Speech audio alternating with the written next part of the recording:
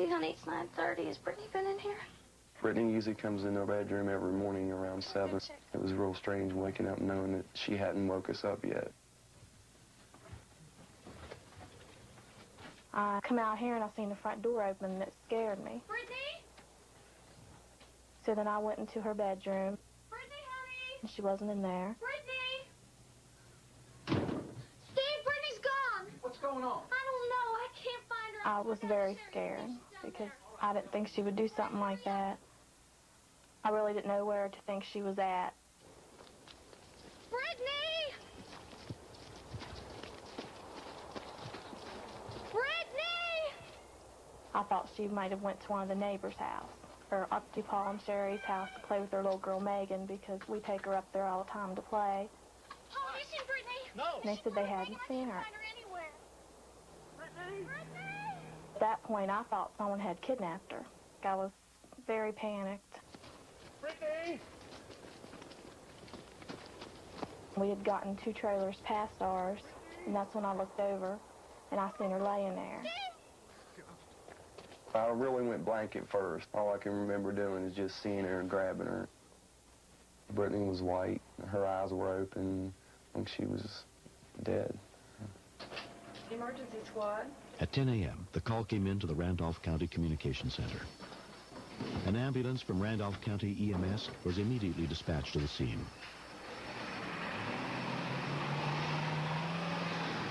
Here. I didn't think there was any hope when I seen her laying there. At that point, I had to go back in the bedroom. I just couldn't stand there and look at her because I thought she was dead. Come on, honey, breathe for me. Neighbor Paul Owens began doing CPR on 3-year-old Brittany. I started feeling for her pulse. I couldn't find the pulse. Come on, honey. I tried to hear, see if she was breathing, and she wasn't. Honey. Please. Within 5 minutes, paramedic Brenda Daly and her partners arrived on the scene. Breathing. What happened? They found her in the snow. When I picked her up, nothing moved on this child. This child was frozen, literally frozen stiff. Come on, give him some room. Give him some room. Come on. You know, when you take a piece of frozen meat out of the freezer, when I put my mouth on hers, that's exactly what it felt like. There's no pulse. Everything that was going through my mind right then was, please, God, this is a kid. This is Christmas Eve. Don't do this to me. I don't know if I can handle this. Hyperventilator for at least 3 minutes. Still asystole? No pulse, Brenda. I see the vocal cords were in. We placed hot packs in her groin area, in her armpits. And I kept hearing them working on her, and I'd get more upset the more I heard them. And I was just worried, is she going to make it? If she makes it, what's going to be wrong with her? 1, 2, 3, 4, 5. Watching the emergency squad people work on her was a real scary thought, because I wasn't sure she was going to make it at all. Okay, Doug, what do we got? Brenda called into the Morgantown Medical Command Center, where Dr. John Prescott was on duty. I have a 3-year-old pediatric cardiac arrest. May I speak to a physician? Paramedic Daly, Miss Dr. Prescott, go ahead. Child was found outside by parents this morning. Unknown at time, out for cold exposure. This time, the child is in full cardiac arrest. There's an old adage in emergency medicine that no one is dead until they're warm and dead. If you approach the normal body temperature and their body doesn't respond, their heart doesn't respond, then it's appropriate to consider the patient dead. 1, 2, 3, 4, 5. Not knowing how cold the child was, we began with a standard advanced cardiac life support protocol and decided to give the child some medications down the endotracheal tube.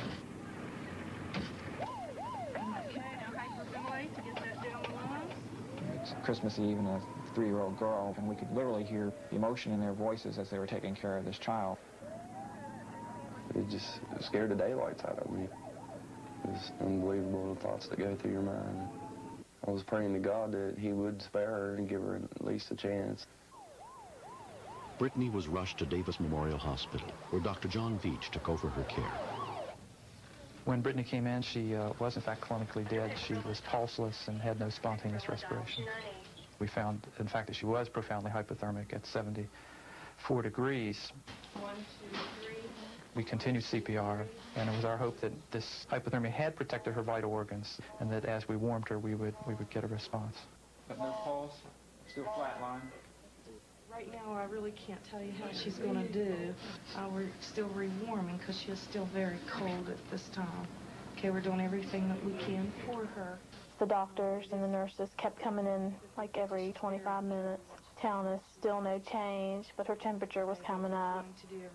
I was trying to, like, kind of close my eyes. But every time I closed my eyes, I'd see the baby. 1, 2, 3. We're sticking a tube into the stomach and giving warmed fluids to help reheat from the core. 1, 2, 3. 1, 2, 3. When her core body temperature had risen to 80 degrees, we saw some electrical activity on the monitor. It was like, well, she's getting warm. Something's happening here. Let's stop CPR and see if we have a pulse with that electrical activity. When her temperature had risen another degree or two, we detected a faint pulse, and she began, in fact, to have some respiratory efforts of her own at that point. Right before they took her out to the ambulance, they let me see her again. Mama's here. I was in hysterics when I looked at her. They're trying to tell me what they've done to her, and I wasn't really listening. I was just looking at my baby. I said, would it be all right if Brittany has her doll with her? And they said yes. Where's your dolly, Brittany? They had her eyes taped shut, the tubes in her throat. The only thing you could see was her little nose sticking out. Still unconscious, with a weak pulse, Brittany was taken by ambulance to the airport to be flown the 60 miles to Children's Hospital in Pittsburgh. Her parents could not go with her. Going down in the ambulance, she became very restless. Be okay, sweetheart. When you have a patient who is severely hyperthermic, you need to be very careful not to disturb them too much. If they have a slow cardiac rhythm, you could change that very quickly into a bad rhythm. Santa Claus is coming to see you. As long as we had conversation with her and were paying attention to her, she would lay still. Bells, jingle all the way. Oh, what fun it is to ride in one horse open sleigh. And she would not fight her ET tube as long as we would sing the little children's Christmas tunes to her. We were very euphoric. It was like a bonding was taking place between all three of us and this child who 3 hours before had no signs of life. It is just like giving birth. She is bonded with us. It's kind of like she's part of us. She's a part of me. At Children's Hospital, Brittany continued her remarkable recovery. 12 days after Christmas, she was released. Getting her home and letting her enjoy having Christmas that she had missed while she'd been in the hospital. That was the best time for me. Like everyone said, it was a real Christmas miracle. Brittany has had some difficulty with motor function with the muscles in her lower extremities and in her left upper extremity, but that seems to be improving day by day. She's doing quite well in physical therapy, and we all look forward to a full recovery. I still am surprised at the miracles that happen. Every once in a while, a true miracle will happen in an emergency department. And I've learned that you just don't give up hope. He goes with you to parties. She's determined to walk and to get her hands back because of the baby coming. She wants to take care of it. Though she has several months of physical therapy ahead of her, Brittany sustained no permanent injuries. I learned that you don't underestimate your 3-year-old and that we're going to put special locks on the door to where she can't get out. Everybody did a good job. Paul, the DMH, Aaron Elkins, Rescue Squad. I liked the way they worked with her, the care they took. This child survived 3 hours of CPR, being down in the cold for God knows how long. I feel that to survive all this and overcome this, she has a purpose. She has a very special purpose.